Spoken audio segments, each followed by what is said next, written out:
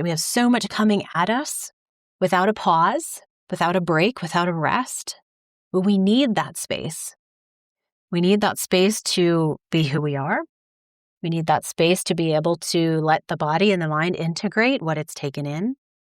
And most importantly, we need that space to be able to meet God. Overwhelm, reaction mode, and just keeping up are the old way. You need real, root-level strategies and practical steps to grow your business or ministry without exhaustion and burnout. Hi there, we're Anna Saucier And Megan Gephardt, best friends and business consultants who help faith-filled women create sustainable growth through simple strategy with a people-first approach. Here at Apostolic Fruit, we hope to offer you clarity, support, accompaniment, and healing, one tiny step at a time. Hi there, and welcome to the third episode in this series on embodiment and the nervous system. Today, I just want to share with you some practical tools, gentle and safe ways to help regulate your nervous system and be present, be connected to your body, and ultimately to your inner self where God always resides. To begin, I want to invite you to think of an emotion that you've felt strongly, maybe in the last day or so. Just choose one, nothing too big or overwhelming. Maybe it's frustration, maybe sadness, maybe joy or worry. And bring awareness to that by just saying to yourself, I felt sad. I know this might sound overly simplistic or silly. However, this is an act of presence. It's one that we don't often take the time to do. And it can feel silly because it's so simple. And it is often the simplest things that are the most foundationally supportive and helpful. So saying to yourself, I felt sad.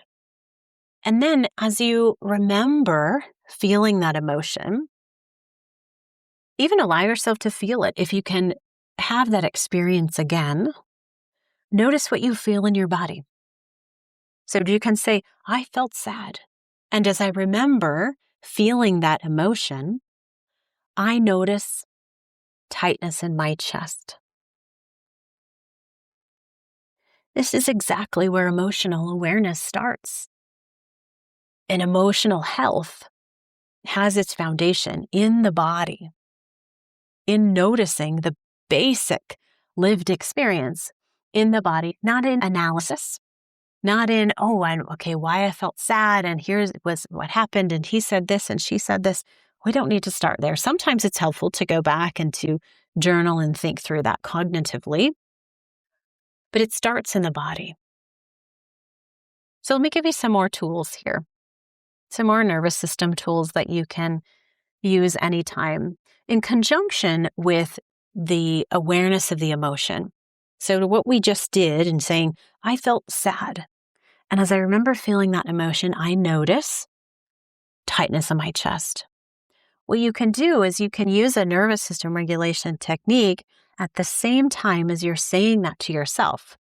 And what happens there is that with the nervous system regulation technique that you're doing, you're communicating to the nervous system, it's okay to have this experience of feeling sad and of noticing the tightness in the chest. Okay, it's okay to be present to that. The first one is havening. I mentioned this one in part 2 of this series. You can cross your arms in front of you, place your hands on your shoulders, and then gently slide your hands down across your upper arms to the elbow. And then lift that back up to the shoulder and then slide it back down again. You can do that over and over again. It's a calming, soothing action and signals safety to the nervous system. Another tool that you can use is called bilateral stimulation. There are many, many different ways to do this.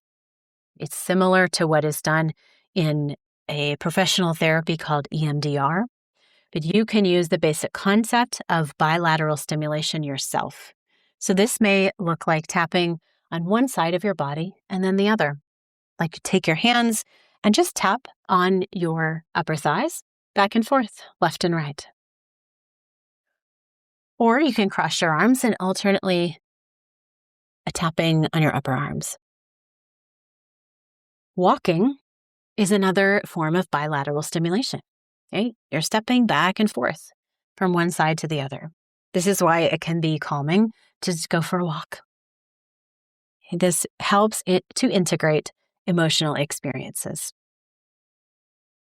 Another one is I would call the 10-second protocol, and this only takes 10 seconds. This is a really helpful reset technique for your nervous system that you can use, especially if you feel like you're getting overloaded and you need a reset. What you can do is, it's very simple. All you do is you tighten up your body or any parts of your body. I often will scrunch up my face, scrunch up my hands, and then squeeze the buttocks and the legs, and you're just squeezing for a count of 5. Let's do it right now. Okay, do this with me. If you're driving, don't close your eyes, but you can squeeze up anything else. Okay, ready? We're going to squeeze for 5, 4, 3, 2, 1. And now gently release that. A slow release is good because it's more supportive for the nervous system. Slowly release that tension out. Right? And then I'll often do 3 rounds of that. 10 seconds that can change your entire trajectory of what you're experiencing. The last one is called tapping or EFT. EFT stands for Emotional Freedom Technique. I am a certified EFT practitioner. What tapping does is it involves actually tapping. Take your fingers and you can tap on specific acupressure points while naming the emotion that you're feeling. Or while you're saying, I felt sadness and I felt it in my chest. And we can tap on these different acupressure points around the face and the chest. It is a powerful way to help the nervous system know that it's safe to allow the emotional intensity to move through. If you want my specifically Catholic approach on this or to learn more about it, you can go to tappingforcatholics.com. There's a YouTube channel there. So in closing, as you use these tools, remember, we're not just here with the specific intention of calming my body so that I can go out and do more. Okay. My invitation to you is creating that internal space. We have so much coming at us without a pause, without a break, without a rest. But we need that space. We need that space to be who we are. We need that space to be able to let the body and the mind integrate what it's taken in. And most importantly, we need that space to be able to meet God. For Jesus to come in, for the Holy Spirit to come in. And they can meet us in all of this work that I've just described. When we create that internal space, another powerful, beautiful way that we can be present to the emotional experience and for it to even have a redemptive effect is that when we have the awareness of what you're feeling and how you're feeling it, you're able to then say, Lord, I'm feeling really angry right now. You felt this too. Come be with me in it. Wow, now we're uniting the emotional experience that you've learned how to be fully present to, and you've helped your nervous system to know that it's okay to be fully present to that emotional experience. And now you're entering into the co-healing with him. You're able to receive that healing with him. This is embodiment as prayer. This is theology of the body in daily life. If you want to go deeper with this, we'll include in the notes a list of resources, everything from body awareness practice to how to do tapping and EFT, to if you want accompaniment and help to do this together. Thank you for joining me for this 3-part series.